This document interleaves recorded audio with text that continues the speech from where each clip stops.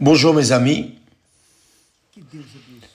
que Dieu vous bénisse véritablement, que Dieu, dans son infinie et glorieuse miséricorde et compassion, vienne sur vous maintenant, cet instant, spécialement vous qui êtes en train de nous regarder avec des douleurs, des problèmes dans votre relation, dans votre vie sentimentale, des problèmes avec les enfants, les parents, avec le jeune fiancé, la jeune fiancée, ou qui que ce soit. Que l'esprit de la paix vienne sur vous maintenant, en cet instant, en ce moment, et qu'il y ait la paix dans votre vie. Que la lumière soit dans votre compréhension, pour que vous puissiez comprendre, pour que véritablement vous puissiez comprendre ce que Dieu, le projet, le plan, le rêve que Dieu a pour votre vie. Que cela se réalise au nom du Seigneur Jésus-Christ. Amen. Bien. Nous allons parler maintenant de mariage. Lorsque nous traitons de ce sujet, le mariage, moi, personnellement, je vois le mariage si important, mais si important, le mariage sacré. Je le vois comme quelque chose d'extrêmement important et j'ai eu cette compréhension que le Saint-Esprit m'a donnée quand j'étais jeune. J'avais 19 ans. J'avais cette compréhension, j'ai reçu cette compréhension, cette révélation que nous appliquons dans nos vies. Nous appliquons dans tout le travail de l'Église universelle. Parce que le mariage est si magnifique, si glorieux, si, disons, il est si riche qu'on ne peut pas exprimer en paroles sa grandeur, richesse et gloire. Parce que le mariage, notre mariage, a commencé, par exemple Esther et moi, notre mariage a commencé lorsque d'abord nous avons assumé un compromis, un mariage, une alliance avec Dieu dans la personne du Seigneur Jésus-Christ. Lorsque nous avons mis nos vies sur l'autel, elle l'a mise quand elle était jeune, elle avait 13 ans et moi à 19 ans. Ce jour, je me suis marié avec le Seigneur Jésus. Alléluia. Il a été mon mari. Il a été mon Seigneur. Il a été mon autre moitié. Lorsque je l'ai trouvé, alors, lorsque je me suis marié à lui, c'était une joie si grande et c'est une joie si grande que j'ai mis cela comme le principe de ma vie, le principe de ma propre vie, de tout mon futur, de toute mon éternité. Et alors, à partir de là, j'ai voulu transmettre à d'autres personnes ce que Dieu m'avait concédé. Parce qu'il veut se marier à vous aussi, mes amis. Il veut faire un partenariat avec vous, sauf que lorsqu'Esther et moi, nous nous sommes connus, nous nous sommes mariés, nous étions déjà heureux. Elle était heureuse parce qu'elle s'était déjà mariée à Dieu. J'étais déjà heureux parce que je m'étais marié à lui. Donc, lorsque nous nous sommes rencontrés,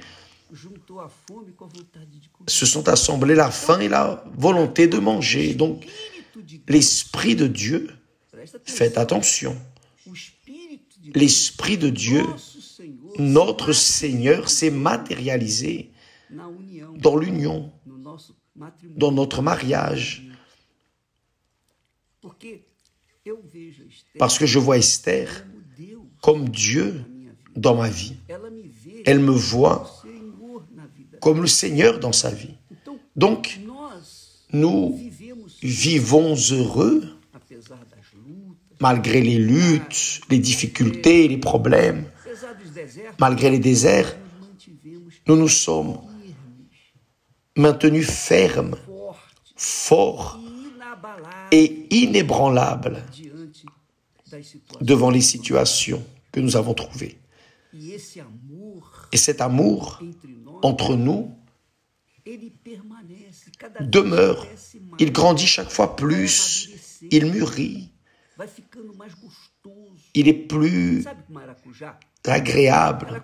Vous savez, comme le maracuja, quand vous prenez le maracuja, il est lisse, mais il n'est pas toujours meilleur parce que plus il vieillit, plus il est sucré. Mais d'un autre côté,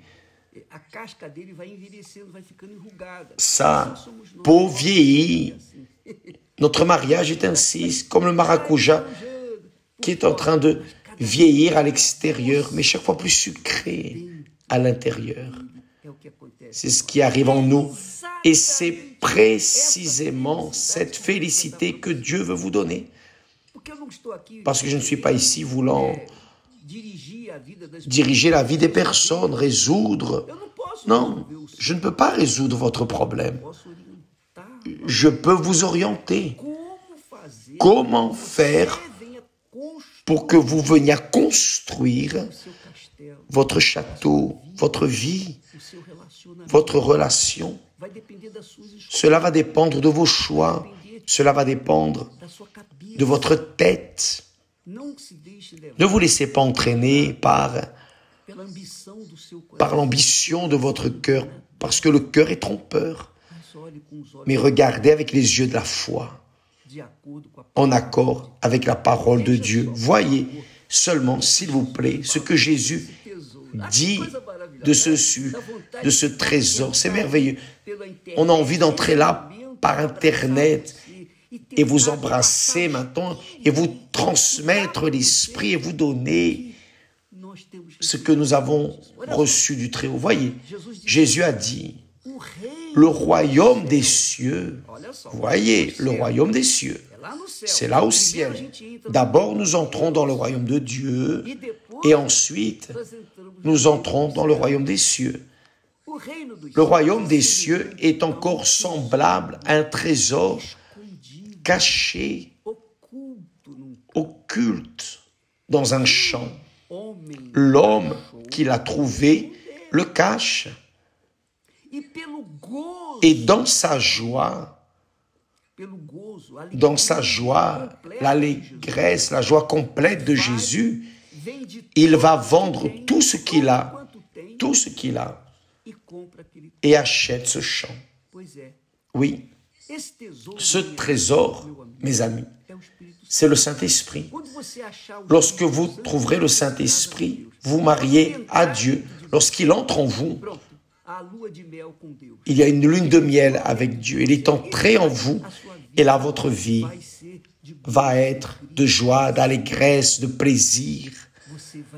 Vous allez vivre intensément la vie ici sur terre, même s'il y a les problèmes.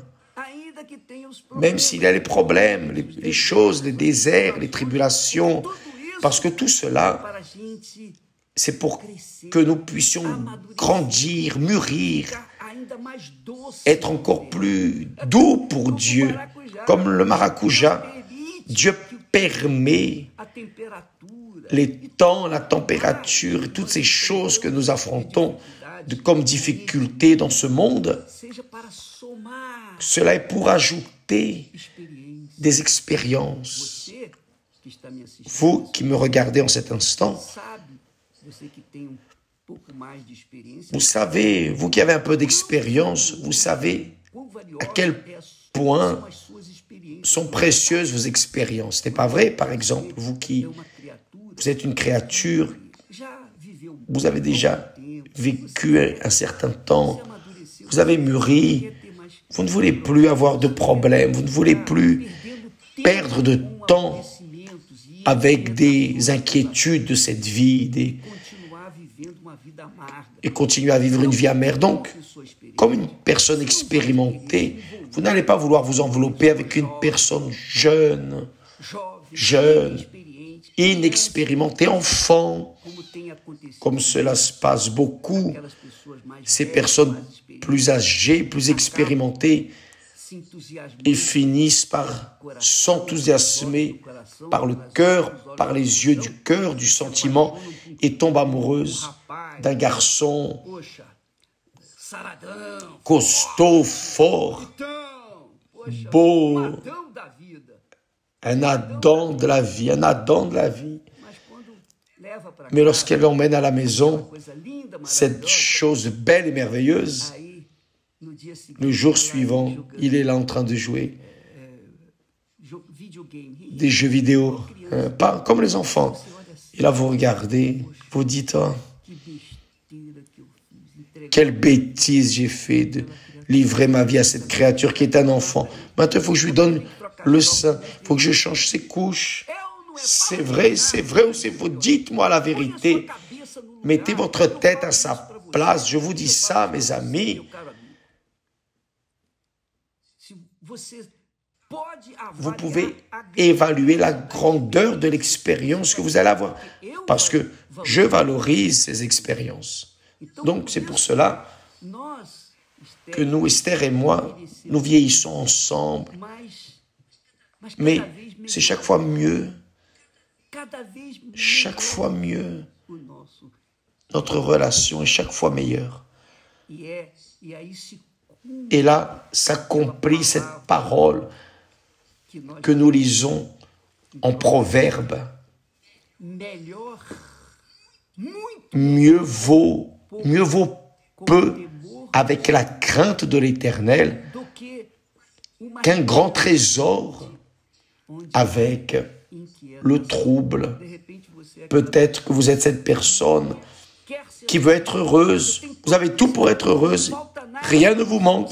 Vous vivez même dans l'ostentation, tellement vous avez de choses. Cependant, vous êtes toujours troublé. Vous n'êtes jamais tranquille, vous n'êtes jamais heureuse.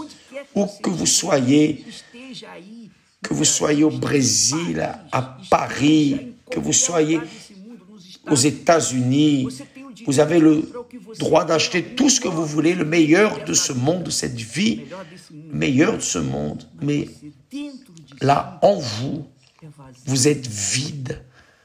C'est triste.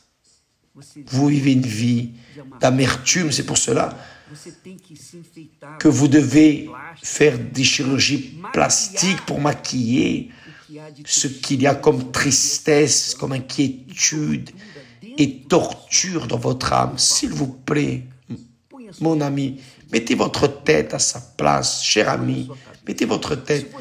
Si vous n'êtes pas heureux en vous, vous n'arriverez jamais à rendre une autre personne heureuse et vous ne serez pas non plus heureux. D'abord, vous devez être heureux là, en vous. Vous devez vous marier au Saint-Esprit. Lorsque vous le recevez, lorsque vous aurez l'Esprit de Dieu en vous, vous serez une personne complète. Vous serez heureux. Vous n'allez ne dépendre ni de choses, ni de personnes. Et lorsque vous vous marierez, il enverra la bonne personne pour vous, qui est déjà heureuse aussi. Vous n'allez pas la rendre heureuse et elle ne va pas vous rendre heureux. Non, vous êtes déjà heureux. Quand vous vous marierez pour monter sur l'autel, vous êtes déjà complet. Et là va se produire la joie, l'allégresse, le plaisir de voir Dieu dans l'autre personne, dans votre relation. Et là, il faut juste aller de l'avant. C'est agréable cela. Malheureusement, je n'ai pas de mots pour vous dire je me sens impotent. Je ne suis pas comme un poète. Je ne suis pas une intelligence pour parler ce qu'il y a réellement en moi. Mais le peu que je peux, la grandeur que j'ai en mots, que j'ai de disponible, j'essaie de vous le transmettre. Et j'espère que le Saint-Esprit qui est en moi vienne vous révéler pour que vous puissiez construire une vie de qualité. Mais d'abord, vous devez trouver le trésor dans ce champ. Le cachet doit rester en vous. Et lorsque vous trouverez une autre personne avec le même trésor en elle, chacun ouvre son trésor à l'autre et ce livre et ce mariage est parfait. Là oui, la croix est complète. La relation avec Dieu, la barre verticale de la croix, la relation avec l'épouse, avec le mari. Là oui, vous avez la croix que vous porterez pour toute la vie, mais une croix glorieuse, la croix de la victoire. Que Dieu vous bénisse tous. N'oubliez pas, ce samedi à minuit, à partir de minuit, investissez votre pensée, qui est votre disque dur. Investissez votre intellect, votre sagesse, votre esprit dans la parole de Dieu. Buvez de ce que Dieu est en train d'offrir dans les Écritures sacrées. Lisez la Bible, lisez. D'ailleurs, dans notre Bible, la Bible fidèle, il y a nos commentaires de foi qui vont vous aider à penser, raisonner. Lisez aussi pour que vous puissiez boire de l'Esprit chaque jour et être rempli du Saint-Esprit, pour qu'alors, à partir du moment où vous trouverez ce trésor caché qu'est le Saint-Esprit, vous veniez à compléter la vie d'une autre personne qui l'a déjà aussi. D'accord? À partir de ce samedi à minuit. Et faites attention. Le jeûne, ce n'est pas de nourriture, de boisson. Il est spirituel. 21 jours. Vous allez exclure les informations de ce siècle, informations politiques, sport, loisirs, cinéma, théâtre, toutes choses. Vous n'allez mettre dans votre tête, dans votre mémoire, ce que Dieu offre, la parole de Dieu. Vous allez penser les pensées de Dieu. 21 jours, vous allez voir ce qui va se passer dans votre vie. À partir de samedi minuit, n'oubliez pas que Dieu vous bénisse au nom du Seigneur Jésus. Amen, grâce à Dieu.